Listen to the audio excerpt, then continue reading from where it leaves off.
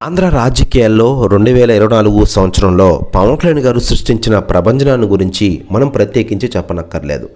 కేవలం 21 స్థానాల్లో పోటీ చేయించి 21 స్థానాలను కైవసం చేసుకున్నారు పవన్ కళ్యాణ్ గారి జనసేన పార్టీ. దీంతో ఈ పేరు ఇప్పటికీ వైరల్గా మారుతోంది.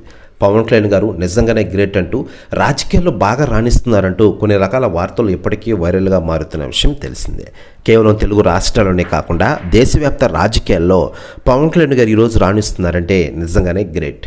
మరోవైపు పవన్ కళ్యాణ్ గారి గురించి ఇప్పటికే చాలామంది సెలబ్రిటీలు అనేక నిర్ణయాలు తీసుకుంటున్న విషయం తెలిసిందే. పవన్ కళ్యాణ్ గారి కోసం ఏదైనా చేయడానికి వారు సిద్ధంగా ఉన్నారు.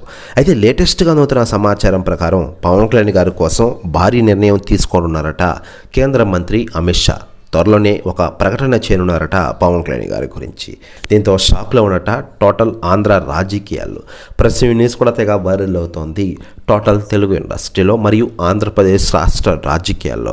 మరోవైపు పవన్ కళ్యాణ్ గారు తాను ఎమ్మెల్యేగా పోటీ చేసినప్పుడు పిఠాపురం నియోజకవర్గ ప్రజలకు ఇచ్చిన హామీలను ఒక్కొక్కటికి నెరవేరుస్తున్న విషయం తెలిసిందే. ఇప్పటికే దాదాపు 90% హామీలను నెరవేర్చిన పవన్ కళ్యాణ్ గారు మిగతా హామీలపై దృష్టి సారించారు. మరోవైపు పవన్ కళ్యాణ్ గారు తాను కమిట్ అయిన సినిమాలు కూడా కంప్లీట్ చేసే విధంగా దూసుకెళ్తున్న విషయం మనకందరికీ తెలిసిందే. త్వరలోనే ఆయన హరిహర వీరమల్లు సినిమాతో ప్రేక్షకుల ముందుకు ప్రపంచవ్యాప్తంగా రానున్న విషయం మనకందరికీ తెలిసిందే.